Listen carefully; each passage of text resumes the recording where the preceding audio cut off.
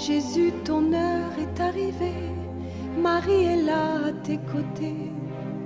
Ta tendre mère est affligée, son doux cœur est transpercé. Nous t'adorons, ô Christ, et nous te bénissons, car tu as racheté le monde par ta sainte croix. Moi aussi je viens près de toi, je veux te consoler, ô mon roi, pendant qu'on prépare ta croix, je me tiens tout contre toi. Nous t'adorons, ô Christ, et nous te bénissons, car tu as racheté le monde par ta sainte croix.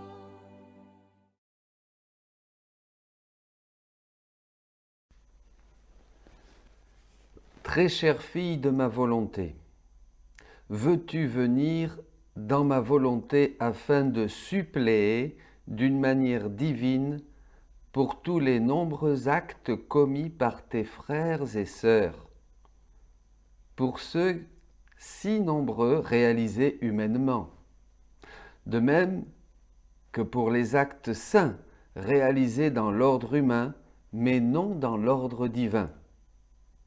J'ai tout fait dans l'ordre divin, mais je ne suis pas encore content. Je veux que la créature entre dans ma volonté et que, d'une manière divine, elle vienne transformer tous ses actes en les miens et qu'elle se substitue à toute chose comme je l'ai fait. Ainsi donc, viens, viens, je languis d'impatience. Je le désire à ce point que je deviens tout en joie quand je vois que la créature entre dans ma divine ambiance, se multipliant avec moi dans toutes les âmes, aimant, faisant réparation, se substituant à toutes les âmes d'une manière divine. En ces créatures, les choses humaines ne se reconnaissent plus, elles sont devenues des choses divines. En elles, mon amour augmente et se multiplie, les réparations se multiplient à l'infini et les substitutions sont divines. Quelle joie! Quelle fête! Les saints eux-mêmes s'unissent à moi, ils se réjouissent en attendant ardemment qu'un de leurs frères humains convertisse leurs actes saints dans l'ordre humain, mais non dans l'ordre divin. Il me supplie de rapidement permettre à la créature d'entrer dans l'ambiance divine, afin que tous leurs actes soient convertis en actes accomplis dans la divine volonté, donc marqués de l'empreinte de l'éternelle volonté. Je fais pour tous, je l'ai fait pour tous, maintenant je veux que toi aussi tu le fasses pour tous. Du tome 12 du 13 février 1919. Bonjour à tous. Nous voilà donc ensemble pour un enseignement que nous ferons peut-être en 2 fois, je ne sais pas. C'est assez profond, c'est assez... voilà, il faudra prendre du temps peut-être, vous pourrez l'écouter une 2e fois, ça nous prépare à la passion de Jésus, ça nous fait comprendre... nous allons voir les 3 dimensions de la passion de Jésus. Je veux encourager tout le monde, tous ceux qui écrivent, tous ceux qui écoutent les enseignements. Je crois que c'est un grand temps. Je suis très touché de voir combien le Seigneur profite de ce temps de confinement. M'appelait une amie là maintenant, qui ne m'avait pas appelé depuis quelque temps. Elle me dit « mais c'est extraordinaire, Père, tout le monde découvre la divine volonté ». Oui, n'ayez pas peur, c'est très simple. Ça paraît compliqué, bien sûr, puisque Jésus doit nous enseigner quelque chose, mais dans la vie de tous les jours, Comme me disait cet ami, c'est très simple, il suffit de faire vos actes dans la divine volonté. C'est tout, tous les petits actes de tous les jours, et vous allez progresser, lire les écrits de Louisa, et vous allez comprendre, et peu à peu, et peu à peu, et peu à peu, et vous réjouissez les saints du ciel, ils ne sont pas en concurrence, au contraire, ils attendent que nous, ici-bas sur terre, nous puissions faire nos actes dans la divine volonté, refaire leur vie et l'offrir dans la divine volonté, et tous nos frères les hommes les attendent aussi. En ces temps de fléau et de lutte avec ce virus, je crois que c'est le moment justement de réparer et d'entrer dans cette manière divine de réparer, pour consoler Jésus, pour rejoindre tous nos frères et pour leur porter ces secours divins. Voilà. Donc nous allons voir les 3 dimensions de la passion de Jésus. La première et la deuxième, nous la connaissons, la deuxième un peu, et la troisième pas du tout.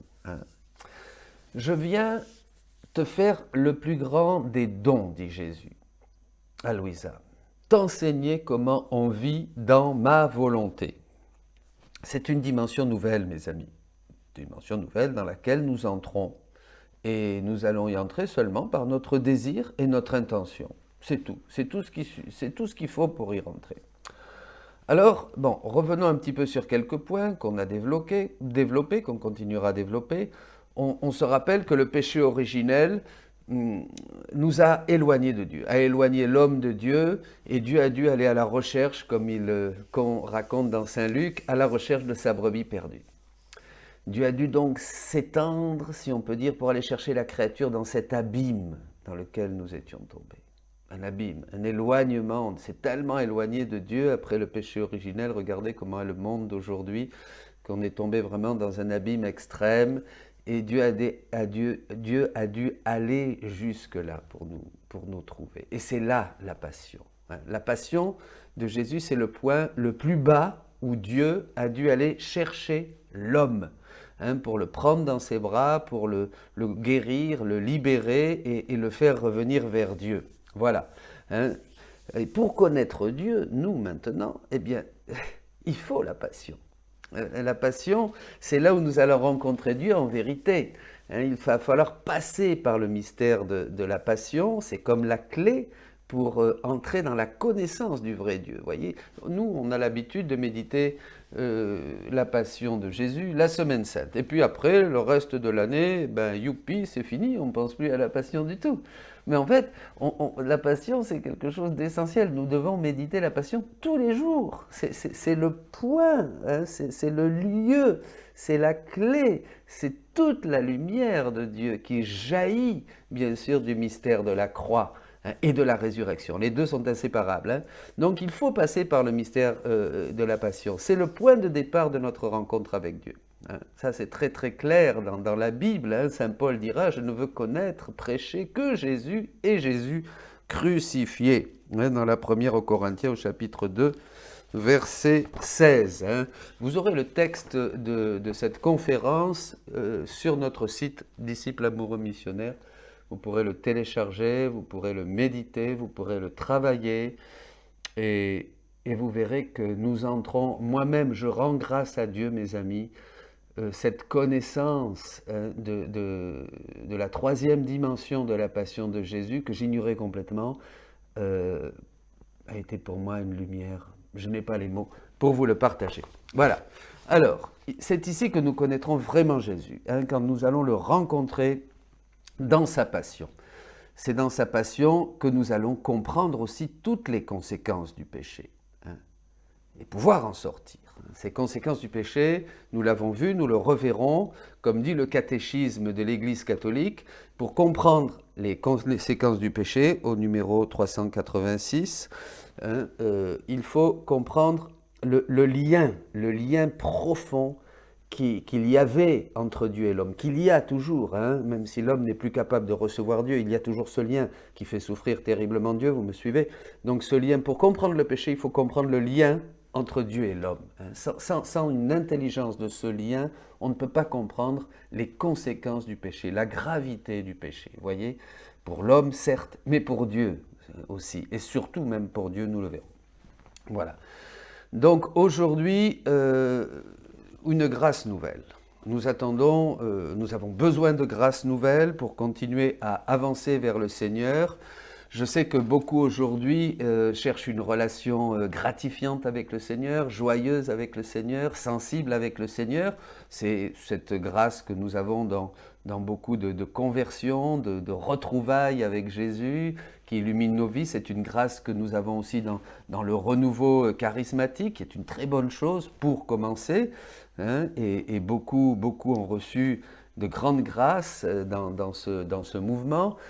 Mais il faudra aller plus loin. Vous voyez, l'action de l'Esprit Saint qui se communique à nous à travers les dons du Saint-Esprit doit nous conduire à une identification totale avec Jésus. À une identification totale avec Jésus. Ce qui est l'effet complet de l'action du Saint-Esprit. Et le but même de la rédemption. Vous voyez, dans sa lettre aux Colossiens, Saint Paul dira au premier chapitre, au verset 24, qu'il veut accomplir dans sa chair, achever dans sa chair ce qui manque à la passion du Christ. Vous voyez, donc il y a un achèvement que seulement peut faire l'homme et que Dieu attend.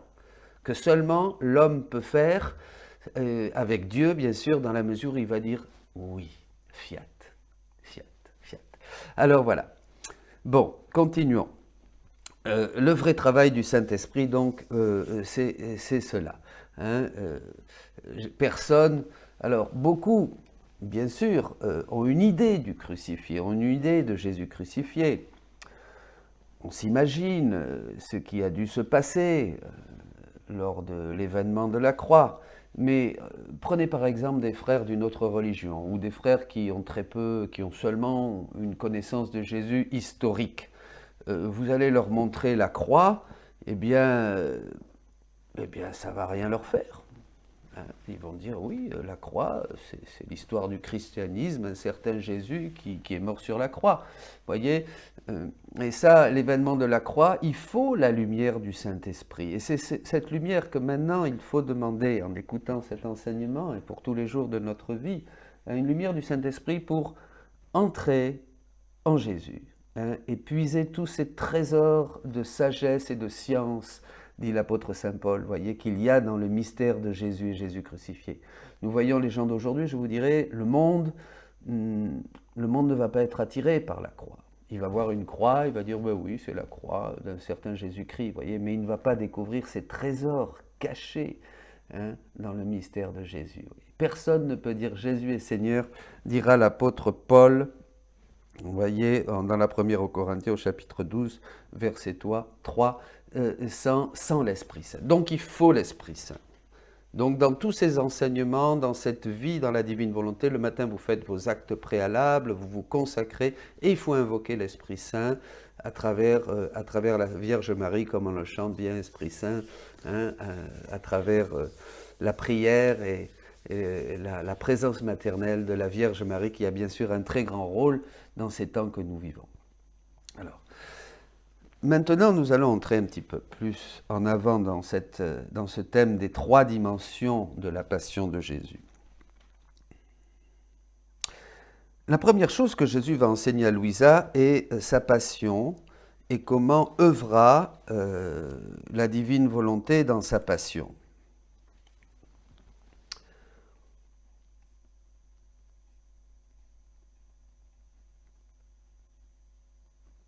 Sur la passion de Jésus, nous avons beaucoup de choses.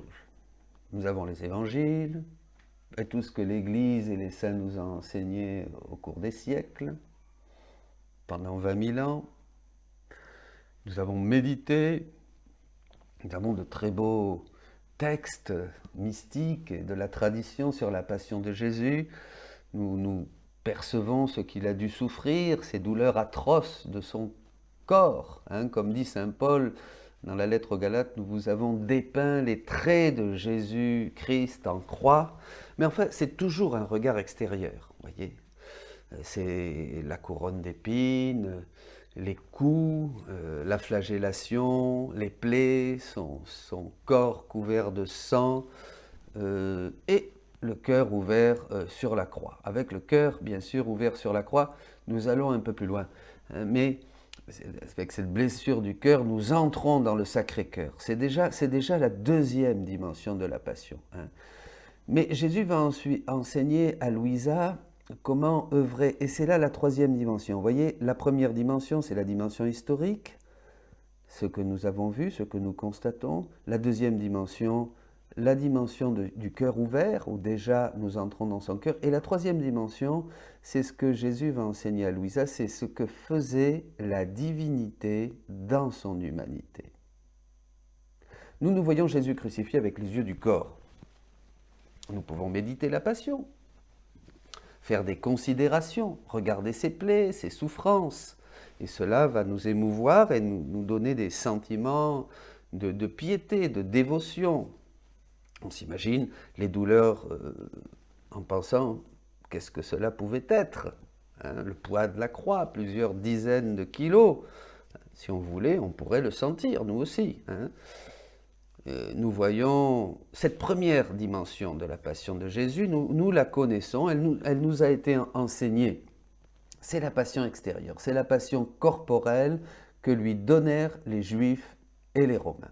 Jésus a souffert ces souffrances de la part des Juifs et des Romains, et nous pouvons le voir, nous pouvons les méditer, et puis, oui, découvrir, voilà. Ça peut nous inviter à la piété. Mais nous vivons 2000 ans après. Donc nous n'étions pas à cette époque du Christ. Vous êtes d'accord avec moi? Dans une autre dimension, un peu plus intérieure, nous pénétrons dans cette blessure de son cœur. Ici, nous y avons participé d'une certaine manière. Jésus le dit clairement à Sainte Marguerite Marie, quand il lui dit « Voici le cœur qui a tant aimé les hommes ». Au lieu de reconnaissance, il ne reçoit de la plupart que des ingratitudes. Nous voyons et nous comprenons que tous ici, nous avons participé à cette douleur du cœur de Jésus. Nous avons fait réparation, nous avons appris à faire des prières de dévotion, de réparation au Sacré-Cœur de Jésus. Et ça, c'est une dimension que nous connaissons par nos ingratitudes, notre légèreté, nos manques d'amour et notre péché. Notre péché, oui, bien sûr. Nous avons causé beaucoup de souffrance au cœur de Jésus. Tout cela, nous le savons. Voilà. C'est dans Saint Jean chapitre 19 verset 34 qui perça le côté de Jésus. La passion corporelle que les Juifs ont infligée au Seigneur a duré 24 heures. La dimension plus intérieure des douleurs de son cœur, que tous nous lui avons infligées, dura 34 ans, en comptant les 9 mois dans le sein de la très sainte Vierge Marie. Cette seconde dimension de la Passion, nous y avons tous participé, tous nous avons blessé le cœur de Jésus par nos refus, nos péchés, nos omissions, notre manque de prière, notre indifférence, que nous soyons laïcs, prêtres, consacrés, voilà. Mais c'est là où nous allons plus loin. Il y a une autre dimension de la Passion de Jésus que nous ne pouvions connaître parce que Jésus ne l'avait pas révélée. Voilà, c'est tout. On ne connaît une chose que quand elle nous est révélée, bien sûr. Louisa a été la première. Et là, c'est très, très important parce que ça va changer et transformer nos vies chrétiennes. Dans cette troisième dimension, Jésus lui a révélé comment œuvrer la divine volonté dans la Passion. Voyez, pas seulement combien de clous, combien de coups de fouet il reçut, ou combien d'ingratitude, de péchés de notre part, à cause de nos péchés. C'est la deuxième dimension de la Passion. Quand nous voyons Jésus prendre sa croix, par exemple, et la charger sur ses épaules, ou durant la flagellation, nous pensons combien il a dû souffrir. Mais quelqu'un pourrait-il dire ce qu'il pensait? Qu'est-ce que pensait Jésus quand il a chargé sa croix, quand il a reçu des coups, quand il le bousculait, quand il le relevait avec violence? Nous le voyons, nous disons c'est terrible. Qu'est-ce qu'a dû souffrir notre pauvre Jésus? Nous voyons, nous savons qu'il est Dieu, qu'il est Fils de Dieu, qu'il est pur, qu'il est saint. et puis qu'il est tout amour. Nous voyons transparaître dans toute la vie de Jésus, à travers les récits évangéliques, cette sainteté, cette douceur, cette humilité, cet amour, et ça nous fend le cœur, si on peut dire, vous voyez, de voir comment il est traité durant sa passion. Et qui pourrait dire ce qu'il pensait? Il était le Verbe de Dieu. Que pouvait-il bien penser? Pensez-vous qu'il se demandait quel était le poids de la croix? Voyez, c'est intéressant, vous allez voir, nous allons arriver à quelque chose. Ou alors, quel était celui qui lui allait lui donner le prochain coup de fouet? Voyez, nous, dans cette situation, nous aurions concentré notre attention sur ces choses, sur des détails, sur des faits autour de nous qui étaient sur le point de se passer et nous auraient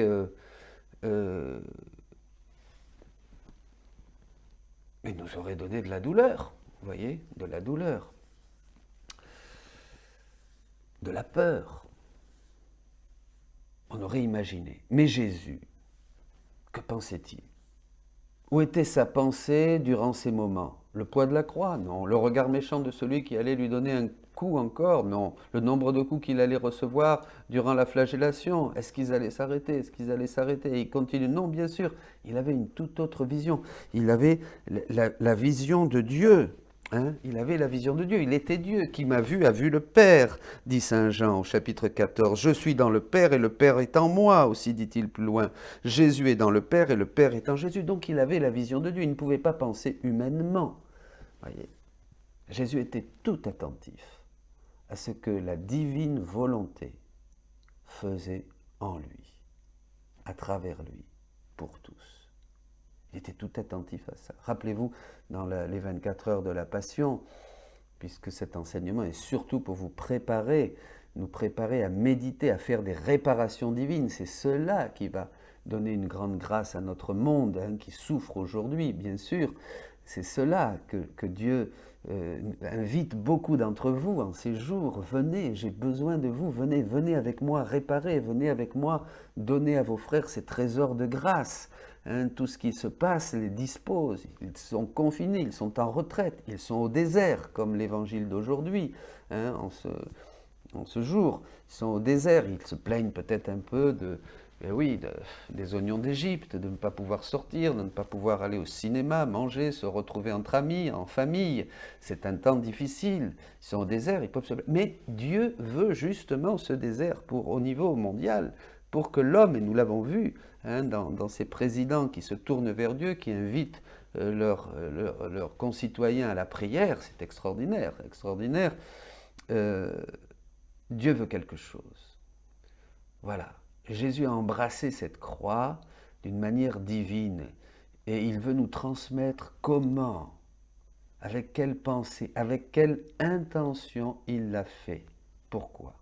Pour que nous aussi, en méditant sa passion, nous puissions le faire avec les mêmes intentions que Jésus.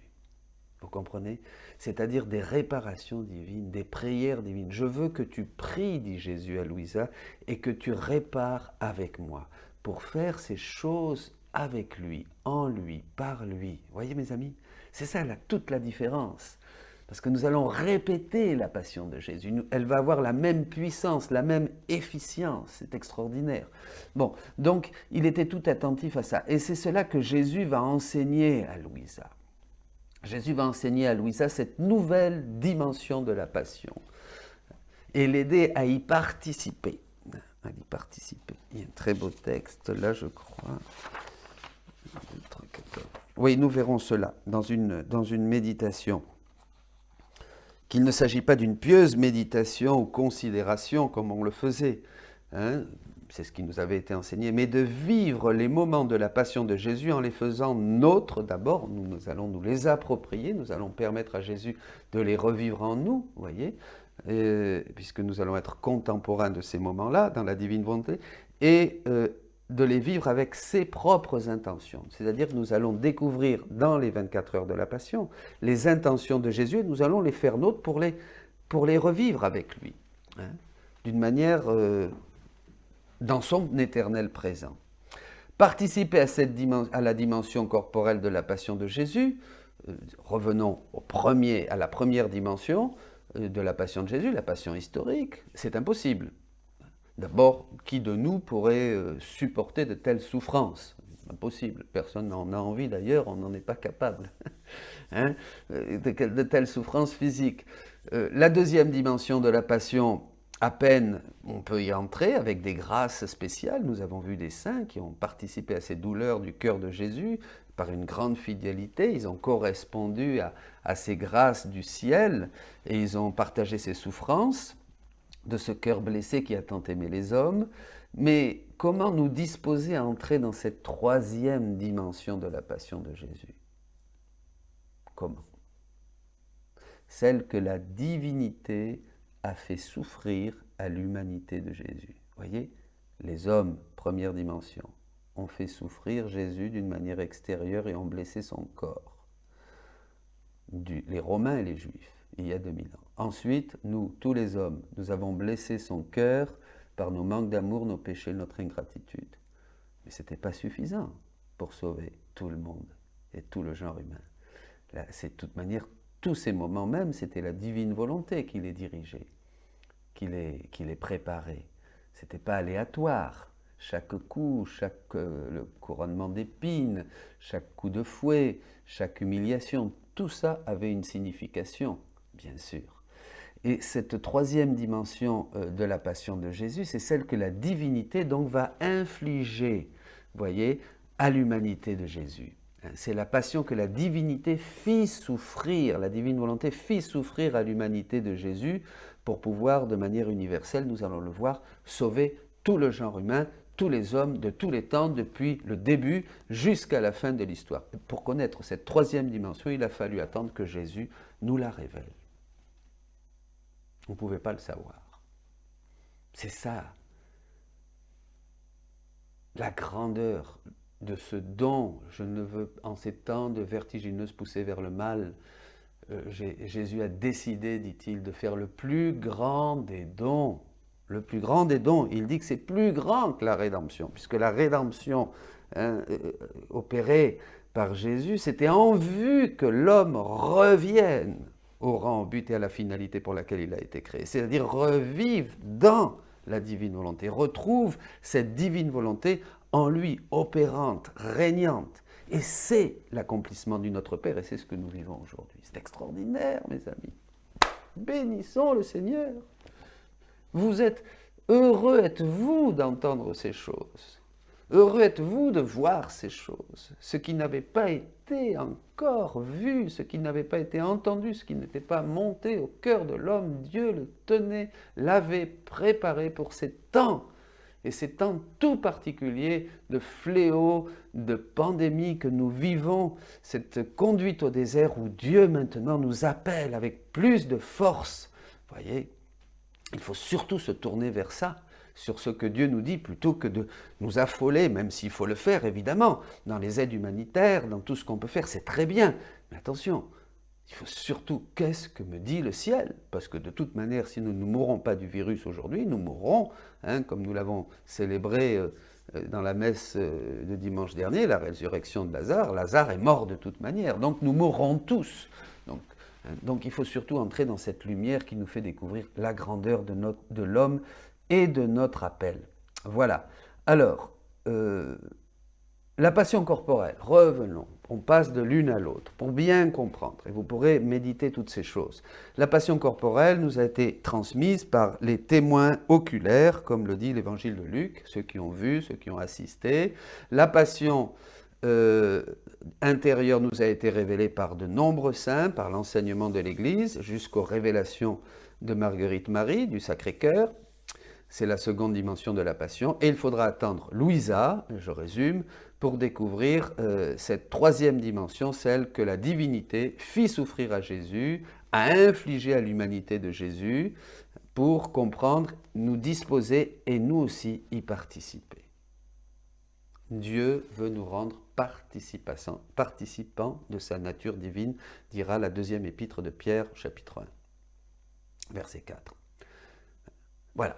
Alors jusqu'à maintenant, nous savions comment entre un clou, comment un coup de fouet peut déchirer un corps, comment des épines peuvent entrer dans une tête, ça nous le savons, hein, par analogie, disons-nous, c'est-à-dire nous pouvons imaginer et puis souffrir un peu, imaginer ce que ça a dû être. Hein.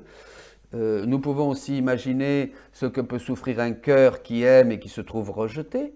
Tout ça, c'est des choses que l'homme peut, par analogie, en comparaison, par référence à ce qu'il vit dans sa vie. Vous voyez, une mère rejetée par son fils, il y a beaucoup de mères aujourd'hui qui vivent un rejet de leur fils, une douleur. Nous pouvons comprendre ce que peut souffrir l'amour bafoué, l'amour rejeté, l'amour méprisé, les calomnies, la méchanceté. Ces douleurs que nous pouvons souffrir à certains moments de la vie nous font comprendre ce que Jésus a pu souffrir dans son cœur intérieurement. Mais les douleurs que la divinité lui fit souffrir, celles-là, Jésus doit les révéler. Sinon, nous n'en aurions aucune idée, parce que nous n'avons aucune référence pour comprendre ces souffrances que la divinité infligea à l'humanité de Jésus. Et encore moins y participer, bien sûr. Vous voyez, nous restons extérieurs à la passion. Nous seulement, c'est une considération, c'est un regard qui excite en nous la piété, l'amour, et qui nous pousse à la prière, qui nous pousse à la pénitence, qui nous pousse au jeûne, qui nous pousse à tout un tas de choses que notre humanité active sous l'effet de la grâce du Saint-Esprit, bien sûr, mais participer vraiment dans la divine volonté, à la passion de Jésus comme lui, en lui. Vous voyez, Jésus dira à Louisa, entre en moi, entre en moi. Et le cœur s'est ouvert, entre en moi. Jésus va donc conduire Louisa étape par étape jusqu'à la dimension divine de la passion que seul Jésus pouvait lui révéler. C'est pour ça que Louisa, toute jeune, va commencer par méditer la passion de Jésus. Elle faisait beaucoup, elle priait beaucoup, comme à travers les récits évangéliques, comme nous. Voyez ? Mais là, c'est une autre dimension. Et je vais prendre un exemple. Pouvez-vous savoir ce que je pense maintenant? Bon. Pouvez-vous savoir ce que pense quelqu'un? Nous pouvons voir une personne travailler, manger, marcher, souffrir, mais savoir ce qu'elle pense, ça, c'est impossible, jusqu'à ce qu'elle nous le dise. Si elle nous le dit, on le saura. Si elle ne nous le dit pas, nous ne saurons rien. Si vous me voyez par exemple manger, je suis chez moi, je mange, vous pourriez savoir, bon, vous allez voir ce qu'il y a dans mon assiette, bien sûr. Mais savoir ce que je pense tout en mangeant, si je ne vous le dis pas, vous ne le saurez pas. Plus encore s'il s'agit du Verbe incarné. Vous comprenez, on ne peut pas savoir. Quand quelqu'un mange au restaurant, vous pourriez penser, imaginer, ce qu'il pense de la nourriture, si la viande est tendre, si les légumes sont assez salés, si la sauce n'est pas trop piquante, etc. Ça c'est... On peut imaginer. Mais essayez d'imaginer ce que Jésus pensait quand il mangeait. Est-ce que vous croyez, je disais avec un peu d'humour à quelqu'un, est-ce que vous croyez qu'il pensait sans rien dire, parce qu'il il aimait beaucoup sa mère, il disait, voilà quand même, la Vierge, ma maman, là c'est bien trop cuit ce poulet, mais qu'est-ce qu'elle a fait, puis c'est pas assaisonné, mais enfin je dirais rien pour respect à ma mère, mais enfin, vous croyez qu'il pouvait assis un peu râler intérieurement, mais non, il est Dieu. Et toutes ses pensées sont des pensées divines, vous voyez. Alors on ne pouvait pas donc savoir ce que Dieu pensait, ce que Jésus pensait à travers ses activités. Il faudrait un autre Verbe incarné qui nous le dise. C'est pas de chance, il n'y en aura pas d'autre, et il n'y en a jamais eu. Donc cette troisième dimension de la passion de notre Seigneur que lui causa sa divinité, et c'est là où Jésus va dire à Louisa toutes ces choses, va dire ce qu'il faisait, ce qu'il pensait, ce qu'il voulait faire, à quoi il nous invite. Et vous allez vivre une semaine sainte très différente en méditant et en faisant des réparations. Ça va plus être qu'une pieuse dévotion. On va entrer tous ensemble, mes amis, et vivre avec Jésus ce qu'il a vécu et participer pleinement comme lui et produire la même efficience que la passion. Chaque acte dans la divine volonté a la même puissance que tous les actes du Verbe incarné. puisque nous rejoignons l'acte unique et éternel de Dieu. Dieu nous donne cela. C'est ce que dit Jésus dans les écrits. C'est quelque chose que nous n'aurons jamais fini de méditer. Bon, alors, Jésus va dire à Louisa ce qu'il faisait, et il va lui apprendre, et elle va nous le transmettre, surtout dans le récit des 24 heures de la Passion. Je vous invite à les lire doucement, tranquillement, sans précipitation. Voyez, c'est pas une lecture, c'est vivre ces moments avec les intentions de Jésus et lui dire, viens répéter, je t'offre ce que, comme la communion que nous faisons dans la divine volonté, je reçois Jésus, je communie, je vais à ce moment au Cénacle, à la première messe, puisque toutes les messes sont seulement une actualisation de la première messe, et je reçois Jésus, et je lui rends cet amour. Nous allons rendre à Jésus. Sachant ensuite comment œuvre, agit la volonté de Dieu dans l'humanité de Jésus, nous allons découvrir des choses que nous ne connaissions pas, certaines que nous connaissions. Par exemple, ça va changer beaucoup de choses, l'universalité de la passion. Jésus a sauvé toute l'humanité, chacun d'entre nous. Pourquoi? Parce que sa divinité, œuvrant dans son humanité, nous rejoint tous. Parce que la divinité a cette universalité de rejoindre tous les hommes de tous les temps. Voyez, un mode d'agir aussi que communiquer la divinité à l'humanité de Jésus, c'était l'omniscience. L'omniscience, c'est-à-dire qu'il savait tout, il voyait tout.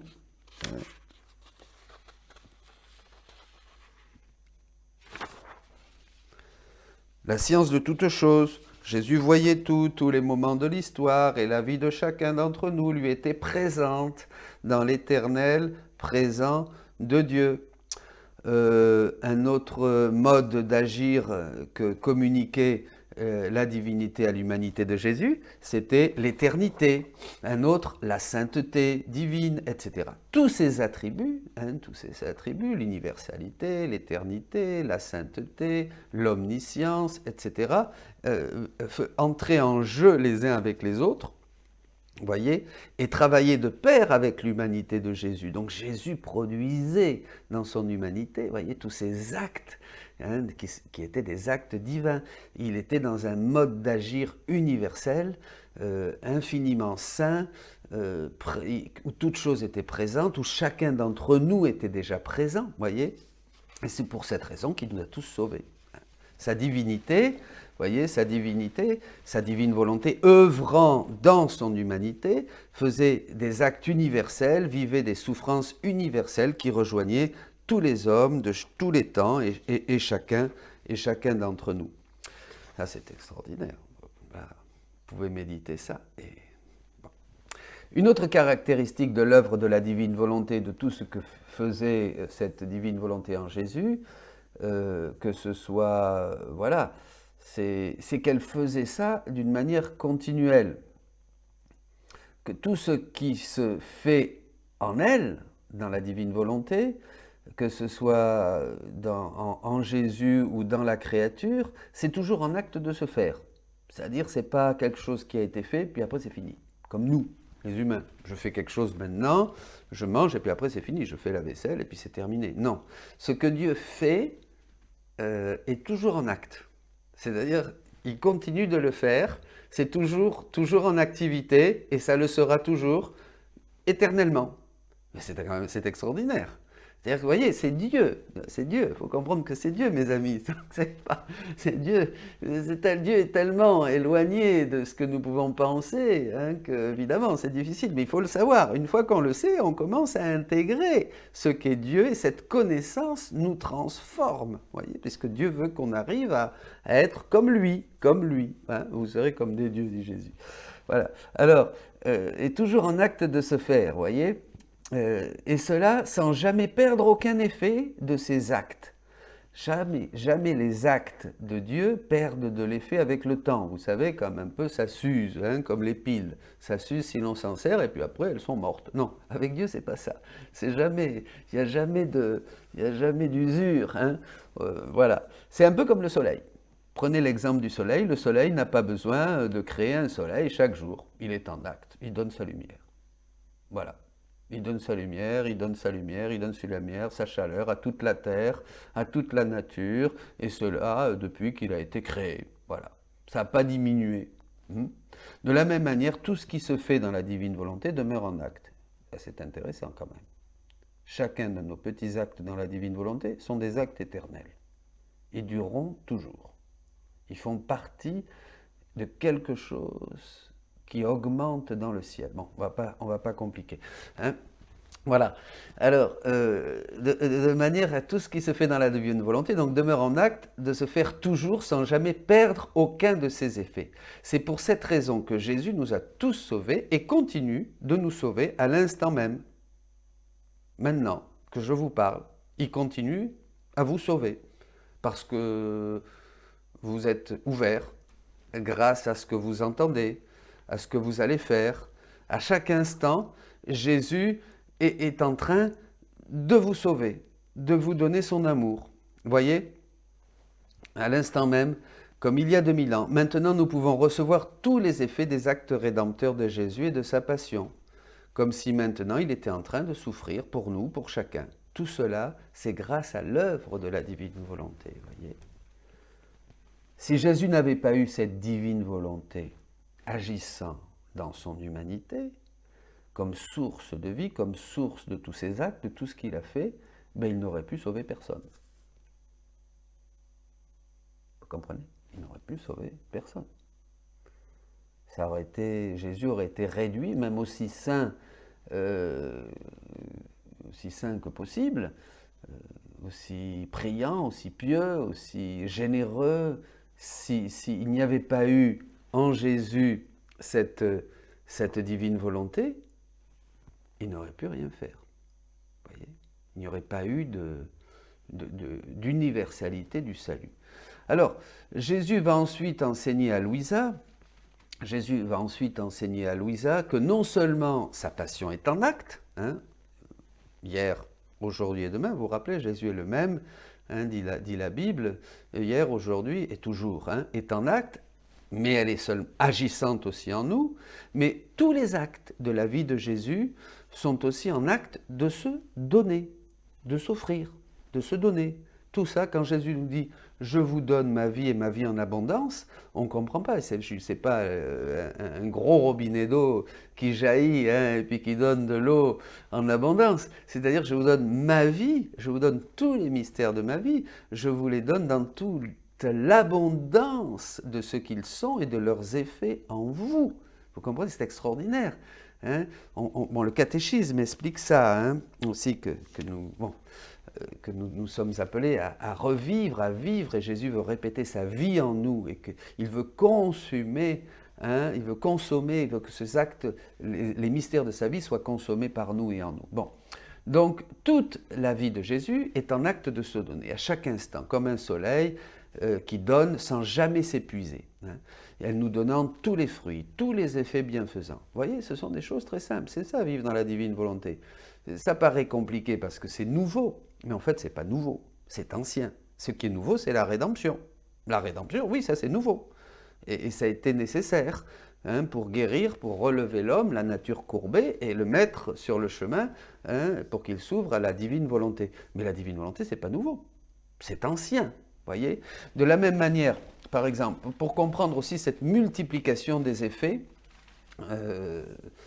des actes faits dans la divine volonté par Jésus ou par chacun de nous, prenons l'exemple du prêtre, les prêtres. Qu'est-ce que font les prêtres? À la messe, on répète la dernière scène. Quand on prononce les paroles de la consécration, Sanctifie Seigneur, je rends présent dans l'hostie la vie même de Jésus. Parce que la divine volonté, bien sûr, me donne le pouvoir de le faire à travers les paroles. Voilà, ils prennent ce qui est toujours en acte de se faire, la Sainte Seine. Ce n'est pas quelque chose du passé, ce n'est pas un événement historique qui, de manière toute humaine, a eu lieu il y a 2000 ans auparavant. Non, ce qui s'est fait il y a 2000 ans, dans la divine volonté, reste toujours en acte, et en acte de se faire encore. Vous comprenez? C'est extraordinaire. Nous faisons que prendre Vous voyez cet acte unique et éternel qui est dans l'éternel présent de Dieu, de la Sainte Seine, puisqu'il a été fait par la divine volonté en Jésus. Nous le prenons, nous le faisons nôtre, voilà, c'est tout. Et ça s'accomplit aujourd'hui. Le prêtre prend juste ce qui est en acte de se faire et l'accomplit dans les espèces du pain et du vin. Jésus est toujours en acte de le faire, aujourd'hui, comme hier, comme demain, voilà. Il n'a aucune difficulté de changer le pain et le vin en sa vie sacramentelle. Jésus l'a fait une fois et nous pouvons tous en disposer.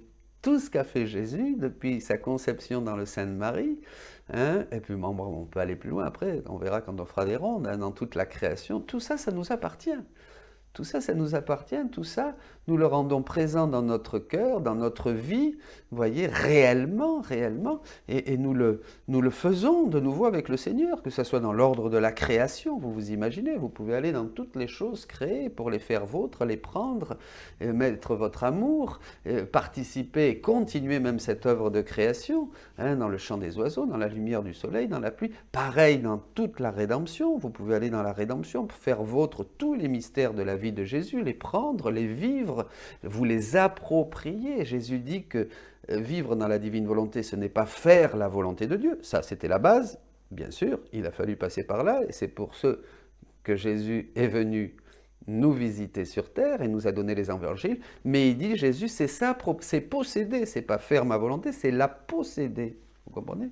Donc à partir du moment, mes amis, où nous possédons la volonté de Dieu, on possède tout. On possède tout. Tout est à nous.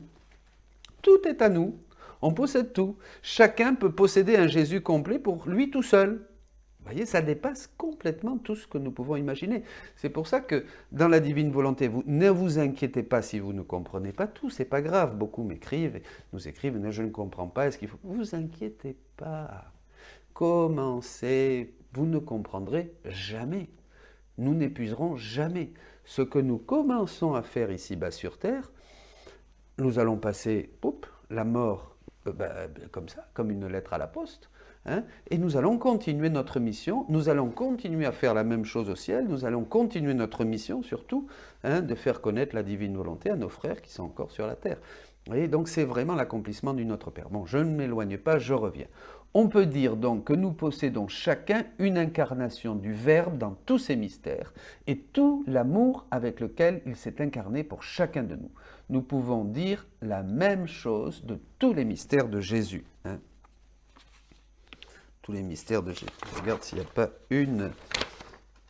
Oui. Oh ben c'est le catéchisme de l'Église au numéro 521. Je vais le lire quand même, parce que si c'est important, tout ce que le Christ a vécu, il fait que nous puissions le vivre en lui et qu'il le vive en nous.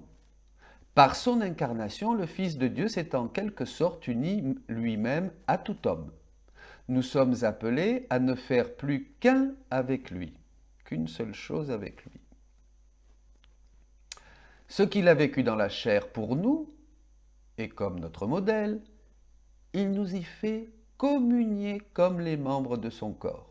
Nous devons continuer et accomplir en nous les états et les mystères de Jésus. C'est extraordinaire, c'est le contenu prophétique du catéchisme de l'Église catholique, ce qui est absolument impossible à faire sans la divine volonté. Nous ne pouvons pas accomplir et continuer à accomplir des choses divines. Il faut que ce soit Dieu qui vienne le faire en nous, comme le dit le texte. Et le prier souvent qu'il les consomme et accomplisse en nous et dans toute son Église. Car le Fils de Dieu a dessein de mettre une participation et de faire comme une extension et continuation de ces mystères en nous.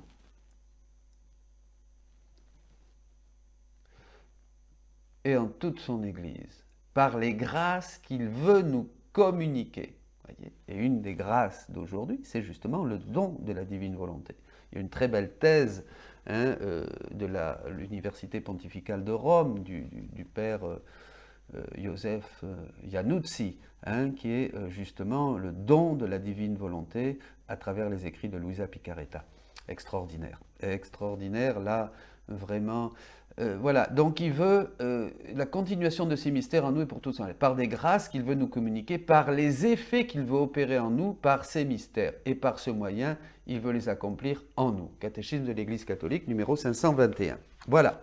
Donc, qu'est-ce qui va se passer maintenant pour nous, pour vous tous, là, désireux d'entrer, de vivre dans cette divine volonté? Eh bien, cette connaissance que vous allez, d'abord, votre oui. Ensuite, connaître les écrits. Ça va vous enflammer, ça vous touche. Beaucoup me disent, ma vie est transformée. Ça va produire en nous, quoi? Un réveil spirituel. Voyez? Une nouvelle Pentecôte sur notre âme. Hein? Jésus dit à Louisa, en parlant des écrits du livre de ciel, qu'ils seront pour son Église comme un nouveau soleil, émergeant en son sein, et que, attirés par la lumière brillante de ce soleil, les hommes voudront être transformés, spiritualisés, divinisés, ce qui amènera un complet renouvellement de l'Église et transformera la face de la terre. Le don de la divine volonté est cette nouvelle Pentecôte, tant annoncée et attendue. C'est ce nouveau printemps de l'Église. Que disait Saint Jean-Paul II, annonçait Saint Jean-Paul II, cette nouvelle et divine sainteté qu'il annonçait aussi, justement, à son confesseur de Louisa, au père rogationniste, que le Christ, que Dieu voulait donner en ces temps par le Saint-Esprit, une nouvelle et divine sainteté, disait le Saint-Père. Et c'est ça la véritable conversion, voyez. Nous allons connaître Jésus et nous allons être, comme dit l'apôtre, saisis par lui. Il y a un saisissement, l'Esprit nous saisit, mes amis, c'est ça. Nous sommes des pauvres, moi le premier, nous sommes qui plus pauvres les uns que les autres. Nous sommes des pauvres et des misérables. Vous voyez, c'est des vases d'argile. Donc, ce n'est pas une question de championnat ou des uns qui sont plus... Non, ce sont les plus pauvres. Déjà, la petite Thérèse, tiens, je l'ai là, prophète de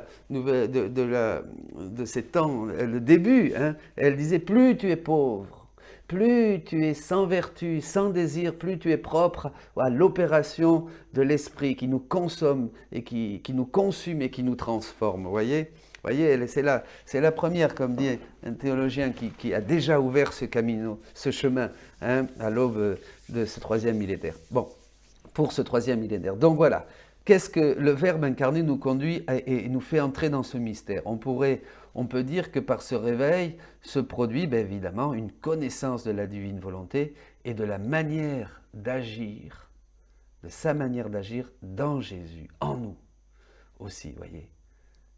Là, il y a une connaissance du mystère de Dieu. La divine volonté, c'est Jésus qui ouvre tout. Il dit toutes ces choses qu'il n'a pas voulu dire à ses apôtres, parce que ce n'était pas le moment, il le dit dans l'évangile de Saint Jean, chapitre 16, verset 12, et là, c'est toute la transparence. Donc, il y a 36 volumes. Quelqu'un me disait, mais pourquoi il y a tant de livres? Je veux dire, si à la fin de l'évangile de Saint Jean, l'évangéliste dit qu'il y aurait eu encore beaucoup de choses à dire et à écrire sur Jésus, mais qu'on ne pourrait pas, parce que on pourrait pas, tous les livres ne pourraient pas suffire, eh bien réjouissons-nous dans la divine volonté. Toute la vie, vous pouvez découvrir le mystère de Dieu. À la fin de la vie, au moment de mourir, on saura un petit peu. Peut-être comme saint Thomas, on dira, oui, je sais peu. Voilà, mais ce qu'il y a, c'est qu'il y a un voile qui tombe. Nous guérissons de cet aveuglement que nous avons de naissance, comme l'aveugle né, vous voyez. Nous découvrons le mystère de Jésus pour le faire nôtre, pour nous l'approprier, pour nous approprier sa vie et tous ses mystères. Nous entrons, mes amis, dans l'éternité. Nous entrons dans l'éternité. Nous cherchons vraiment les choses du ciel, c'est ça.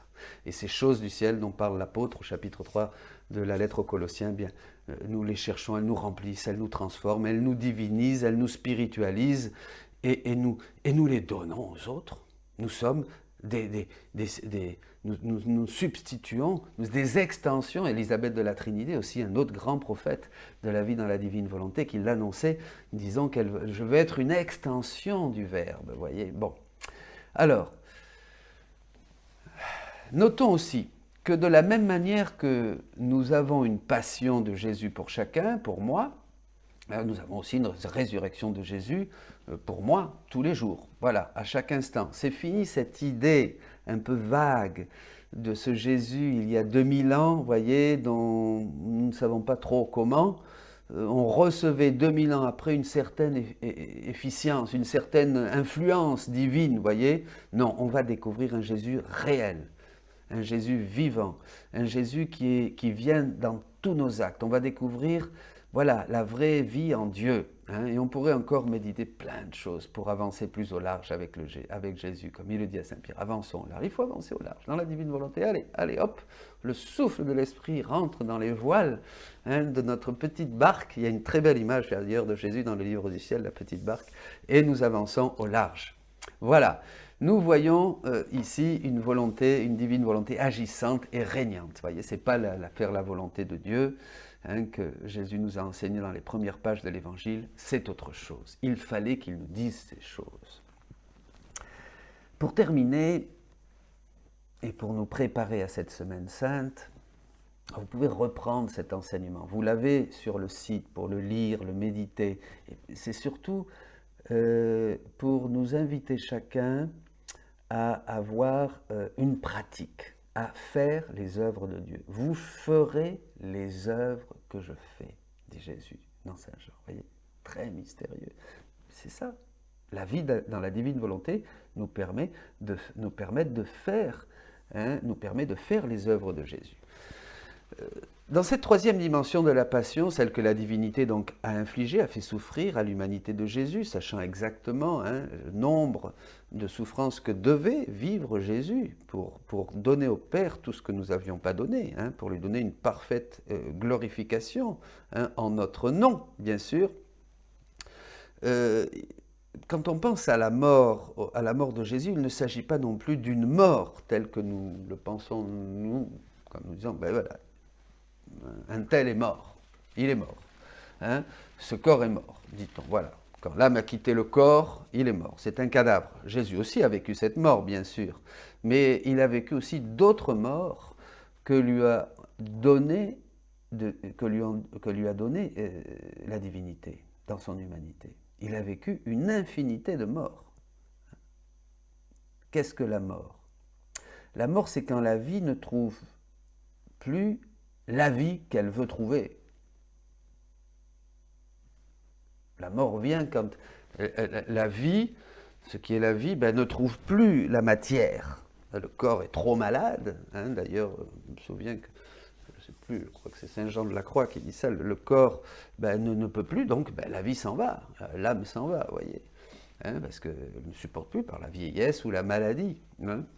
L'autre manière de mourir aussi, dit le saint, c'est quand l'âme est tellement désireuse d'aller avec Dieu, ce que dit saint Paul dans la lettre aux Philippiens, chapitre 1, versets 24-26, je désire de beaucoup aller avec le Seigneur. Alors là, c'est l'âme qui sort pour aller à la rencontre du Seigneur, ne peut plus résister à rester dans la chair. Bon, enfin, je ferme la parenthèse. Mais qu'est-ce que c'est que la mort? C'est quand la vie ne trouve plus la vie qu'elle veut trouver. La divine volonté, la vie de la divine volonté voulait trouver sa vie dans chaque acte des créatures.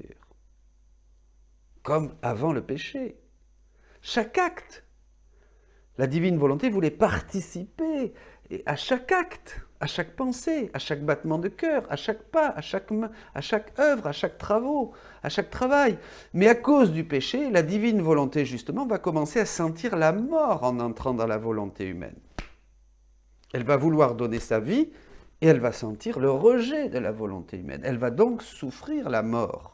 Elle ne trouvait plus la divine volonté dans la créature, la vie qu'elle aurait voulu y vivre et y déployer, bien sûr, puisque Dieu voulait déployer la divine volonté, voulait déployer sa vie dans nos mains, dans nos yeux, dans notre bouche, dans nos pensées, dans notre corps, dans nos cellules, dans tout ce que nous sommes. Ce n'est pas une petite partie de l'homme que Dieu, souvent on a une idée que voulait diviner. Alors tout ça, Jésus l'enseigne, bien sûr, dans les écrits du livre du ciel. Alors, quand elle rentrait dans la créature, elle trouvait seulement la vie de la créature. Voilà, paf, comme un obstacle au cours, au flux de sa vie divine. Elle ne pouvait plus déployer la divine volonté, sa vie dans son enfant, dans sa créature. Voilà, on comprend donc comment la divine volonté ne pouvait trouver que la mort que lui donnait la volonté humaine dans la créature. On crucifiait. tu formes une croix pour moi et moi je forme une croix pour toi. Voilà, ça y est, on se donnait la mort. Hein, on se donnait la mort. Donc la volonté humaine dans la créature, en un mot, qu'est-ce que c'est? Cette mort de la divine volonté dans la créature, c'est le péché. C'est le péché. Et qu'est-ce que le péché? Le péché, pour nous, c'est la mort de la vie divine en nous, dans la créature. Mais ce qui est bien plus terrible, alors ça on le sait, ça c'est la mort, c'est la vie de la grâce. Oui, c'est ça. Il y a deux dimensions, si on veut. Vous voyez, deux dimensions. Ce qui est bien plus terrible, c'est la mort de la volonté divine dans la créature. On peut parler d'une dimension humaine du péché, d'une dimension divine du péché. Bon, pardonnez-moi, ça paraît compliqué, mais en fait, c'est très simple. La mort de la vie divine dans la créature est quelque chose qui... ça nous incombe, c'est notre faute. On perd la grâce de Dieu. Il faut aller se confesser, c'est le péché, quoi. On se confesse, on demande pardon et nous retrouvons cette vie de la grâce, la communion avec Dieu. Mais la mort de la divine volonté dans la créature, ça affecte Dieu. Quand nous péchons et que nous perdons la grâce divine, là nous souffrons nous. Mais il y a l'autre versant, l'autre côté de la pièce, c'est que c'est la mort de la divine volonté qui affecte Dieu en tant que créateur. Il n'y a pas de comparaison. Dans le premier cas, la créature meurt à la vie divine et perd la grâce de Dieu. Dans le second cas, c'est la vie divine qui meurt là où elle voulait trouver sa vie dans son enfant pour la déployer. Vous voyez la différence, c'est complètement différent, bien sûr. Et c'est beaucoup plus grave. C'est terrible, on n'a même pas une idée. Mais tout ça, on ne pouvait pas savoir ces choses. C'est Jésus qui nous révèle tout ça. C'est nous Jésus qui nous révèle cette passion de la divine volonté qui existe depuis que l'homme a péché. Ce n'est pas seulement les 33 ans, 34 ans de la vie de Jésus. C'est une passion qui a commencé dès qu'il a le lien. Vous vous rappelez, comme dit le catéchisme, pour connaître la conséquence du péché, il faut connaître ce lien. C'est quand ce lien s'est rompu, cette rupture, la souffrance de Dieu a commencé d'une manière qu'on ne peut même pas imaginer. Jésus le dit d'ailleurs, c'est impossible à l'esprit humain de comprendre les souffrances de Dieu. Et jusqu'à la fin des temps. C'est un autre thème, c'est parce que aussi il faut bien voir que dans l'homme, il y a le royaume de Dieu. Dieu doit sauver l'homme pour se sauver lui-même. C'est ça, le lien est tellement profond. C'est quelque chose qui est extraordinaire, mes amis. Imaginez maintenant, revenons au sujet pour terminer. Imaginez toutes les créatures qui sont venues à l'existence. Et tous les actes de toutes les créatures qui ont été faits, commis, depuis le péché d'Adam, et qui ont donné la mort à la divine volonté. Puisqu'il voulait trouver sa vie dans chaque acte. La divine volonté voulait donner sa vie et déployer sa vie dans chaque acte, dans chaque pensée, dans chaque bouchée de pain, dans chaque regard, dans chaque pas, dans chaque œuvre, dans chaque travaux, dans tout, dans tout. Vous voyez ? C'est effrayant. C'est ça qui va nous pousser à la réparation. Nous allons refaire les actes. Nous allons refaire les actes de tous nos frères, les nôtres et de tous nos frères, avec Jésus. C'est ça qui va donner une consolation. Vous allez, comme jamais en ce temps de fléau, comme jamais cette semaine sainte, tous nous allons, il y a plein de groupes qui veulent réciter les 24 heures, les uns avec les autres, nous allons multiplier tous ces groupes et ces foyers de vie pour demander que vienne son règne, pour réparer et demander à la miséricorde d'inonder toute notre planète. Jésus a dû souffrir ses morts pour nous redonner la vie divine. Vous voyez, ici je vous invite à prier le Saint-Esprit pour comprendre de quoi nous parlons. C'est très important et de reprendre ce texte et de méditer pour savoir bien ce que vous allez faire, ce que nous devons faire. Et ce que nous devons faire, c'est quelque chose de divin. C'est ce qu'a fait Jésus, c'est ce que veut Jésus. Il ne veut pas autre chose. Il ne veut pas d'autre multiplication de dévotion. Il veut que nous fassions ce qu'il a fait et ce qu'il fait et ce qu'il est en acte de faire aujourd'hui et de le faire avec nous si nous disons oui à sa divine volonté. Si nous donnons notre fiat comme la Vierge Marie. Jésus contient toute l'humanité et chacun de nous. En lui, nous avons tous été créés. Vous vous rappelez 26. Une belle citation. Ben oui, dans Colossiens 1, 15, 16. Tous nous avons été, de toute éternité, nous avons été créés en Jésus.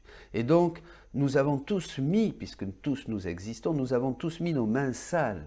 Nous avons tous donné des coups, nous avons tous participé à sa passion. Nous, s'il s'est fait pécher, et c'est pour nous, et c'est à cause de nous. Il faut donc comprendre que comme Jésus nous contenait tous, la divinité lui faisait sentir la mort pour chacun de nos péchés. Chacun de nos péchés, que ce soit en pensée, en parole, en action, tous nos péchés, tout acte qui s'est opposé, tout était péché finalement. On ne parle pas là du péché moral, mais en fait tout acte que nous avons fait, tout ce qu'a produit notre humanité et l'humanité de tous les hommes de tous les temps, causait la mort à Jésus, causait la mort à la divine volonté, vous voyez. Donc la divinité lui a fait sentir et souffrir la mort pour chaque péché, les uns après les autres.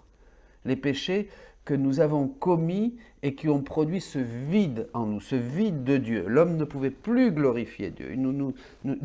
Jésus dit à Louisa, il ne pouvait plus nous voir, il ne pouvait plus nous, pas qu'il ne nous aimait pas, mais il ne pouvait plus nous regarder, il ne pouvait plus nous aimer, pas parce qu'il ne nous aimait plus. Jésus nous aimait, et Dieu a tant aimé le monde qu'il a envoyé son Fils unique. Mais l'homme n'avait plus la capacité de recevoir cet amour. Le pape, Saint Jean-Paul II, en parle dans une audience. Il n'avait plus la capacité de recevoir cet amour. Donc, Dieu ne pouvait plus se déverser en nous. Vous comprenez ? C'est pour ça que Jésus dira à Louisa, ce que je veux, c'est me trouver en toi. Il veut que la divine volonté soit en nous, opérante, pour que nous puissions de nouveau recevoir Dieu. Vous comprenez ? C'est très simple. C'est très simple, voilà, c'est très simple. Donc Jésus a dû souffrir toutes ces morts pour remplir ce vide de vie divine que nous devions à Dieu, puisque Dieu attendait que nous le glorifions, que nous l'adorions, que nous puissions le louer à travers chaque acte, chaque pensée, chaque respiration, chaque battement de notre cœur devait être un je t'aime qui glorifiait Dieu. Vous comprenez ? En le faisant, avec l'intention de le faire. Et ainsi, Dieu nous donnait toutes ces grâces dans un autre texte. Chaque acte que nous faisons dans la divine volonté ouvre de nouveau la communication avec le ciel, ce qui fait descendre le ciel sur la terre, et toute l'humanité monter vers Dieu.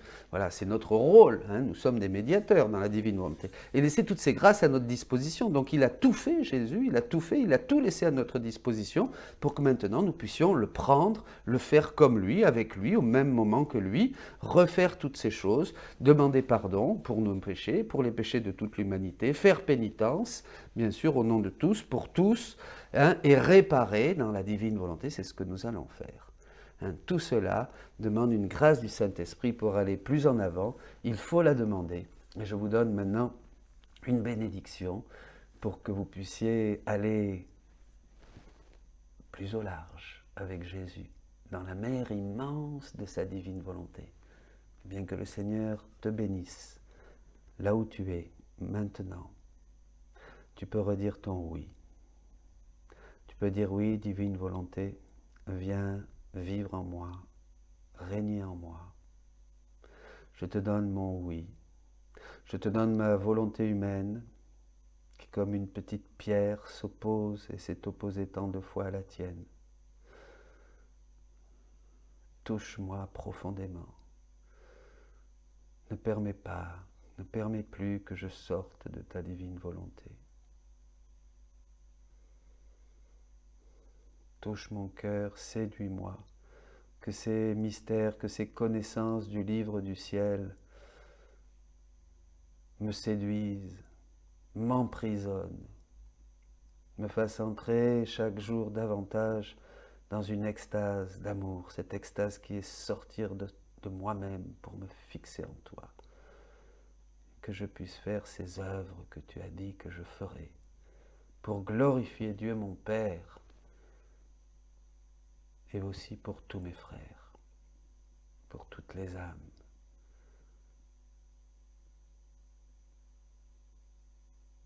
Amen. Soyez bénis.